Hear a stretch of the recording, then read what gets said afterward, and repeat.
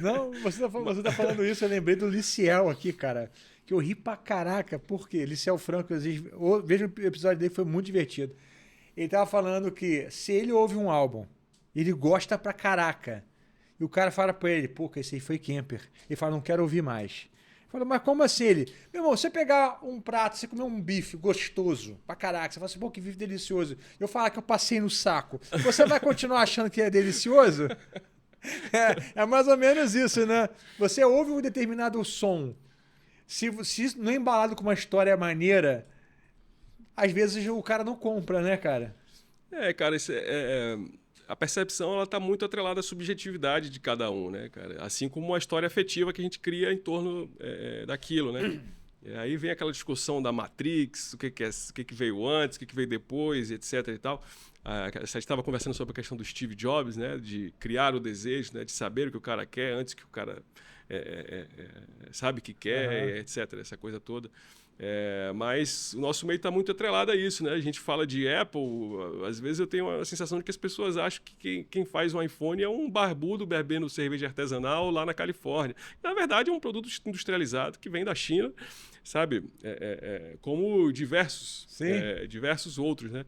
Mas a forma de construir, né, e de criar afeta muito nossa percepção sobre as coisas e muito desse apreço pela arte passa por isso, né? De todo esse trabalho, né? De aprendizado, de desenvolvimento, todas essas histórias, né? Dos equipamentos que estão atrelados, etc. e tal. Isso é muito interessante, cara. Eu sou fascinado por esse assunto. Aquela marca de sorvete Häagen-Dazs, sabe qual é? Sei, eu inclusive trabalhei na Häagen-Dazs de Ah, é? garçom, Você sabe de onde é essa marca? Eu sei, mas eu vou dizer que não sei. Não. De onde é originária, você sabe então? Sim, a Häagen-Dazs é uma marca da General Mills, que ela foi criada em laboratório de marketing, né? Nos Estados Unidos. Nos Estados Unidos, que eles foram... eles desenvolveram esse nome porque eles sabiam que os nomes de origem nórdica, né? Tinham essa aura apelo, né? de qualidade, etc. e tal. O leitinho da vaca holandesa, né? Então o pessoal come a Häagen-Dazs, eles faziam, durante o treinamento da Häagen-Dazs, ele até faziam uma brincadeira lá, né? Que o cliente acha que foi o Monsieur Hagen com a senhora Dazs que tiveram um filho e que criaram E na verdade não era nada disso, né? Foi uma experiência em laboratório de marketing, vamos dizer assim, né? Que é um sorvete excelente, né? Häagen-Dazs, na minha opinião, o melhor sorvete industrializado que tem é Häagen-Dazs. Eles têm um controle de qualidade absurdo. Eu trabalhei na loja modelo deles lá, né? Na França. É uma loja que não tem objetivo de dar lucro. É uma loja que ela é feita para expor a marca, né? Então o sorvete chega lá, ele passa por 4, 5 freezers para ele e fazendo a degradação da temperatura, até ele chegar na temperatura, que é a temperatura de servir. Se você é judeu e só come comida kosher, eles não servem o sorvete que é de todo mundo, né? Porque tem uma questão lá de alimentação, né? De exigência de leite, não sei o quê.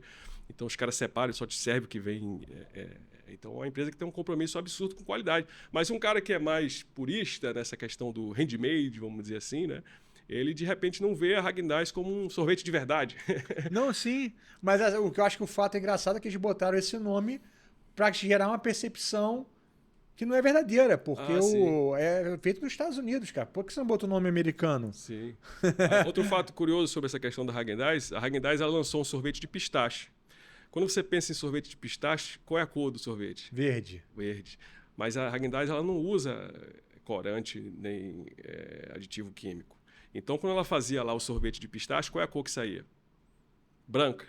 Então, os caras botaram o sorvete na vitrine, o sorvete de pistache de verdade, e ninguém comprava, porque ninguém acreditava que o sorvete era de verdade, porque ninguém conhece sorvete de pistache de verdade. E aí? E foi um fiasco comercial. Mas eles têm pistache até hoje.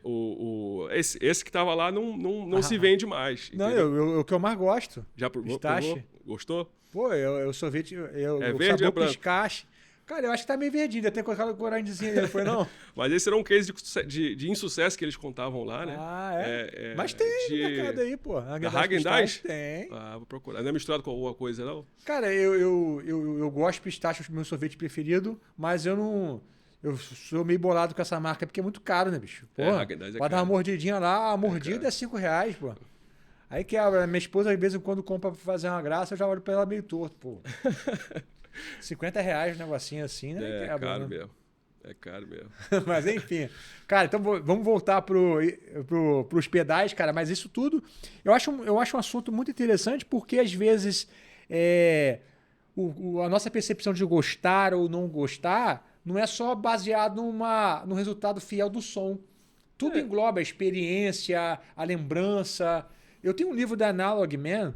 Você já viu esse livro que ele conta as histórias dos pedais?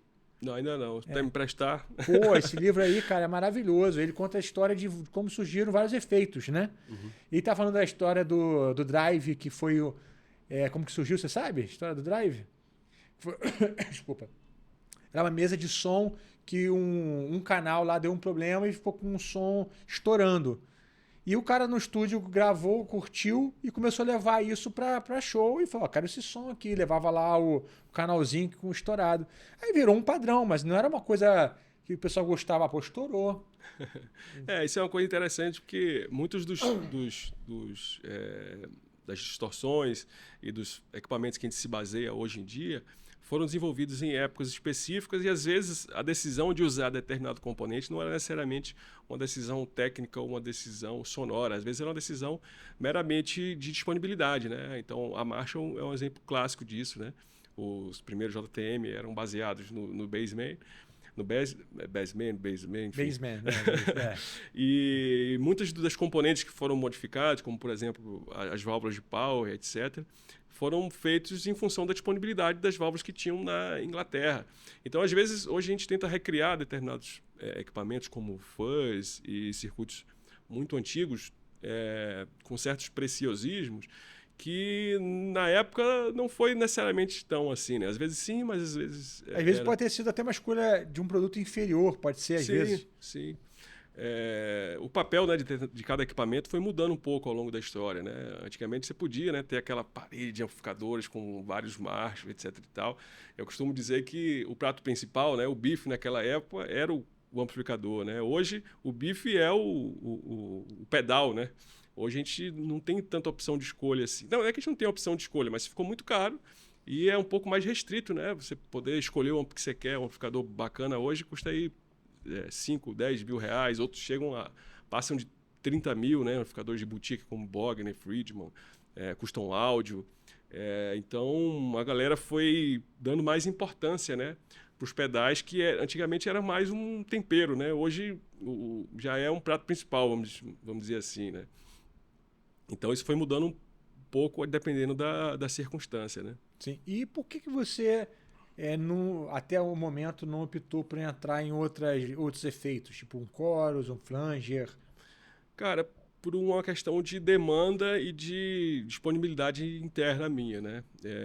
Pedais como chorus, flanger, delay, são pedais que têm uma demanda relativamente menor, ou se você quiser desenvolver, você vai ter que partir para o digital, né?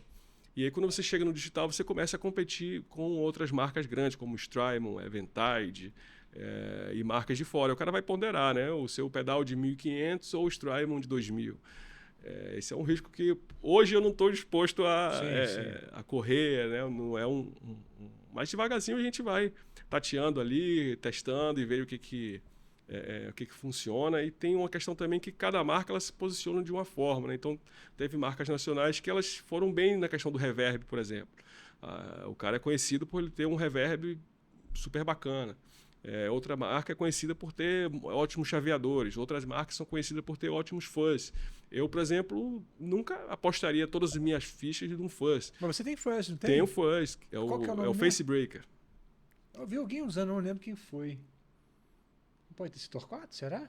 Cara, o Torquato ele fez um vídeo rápido, né, quando ele recebeu o primeiro dele. Hoje o Beto do Baiana System usa no setup. E tem vídeos demonstrativos aí. O Lucas, lá de São Paulo, Lucas Bittencourt, né? O Ricardinho Marinho chegou a fazer vídeo. O Silas fez vídeo bacana também. E tem um bocado de review aí na Você não está fazendo mais ele? Não, eu faço ele, mas ele não é o meu carro-chefe. Meu carro-chefe, né? Eu não apostaria nele como o meu foco, né? Já tem marcas nacionais que elas vivem de fãs, né? Que o cara se especializou naquilo e que desenvolve aquilo, que faz muito bem feito e o cara conseguiu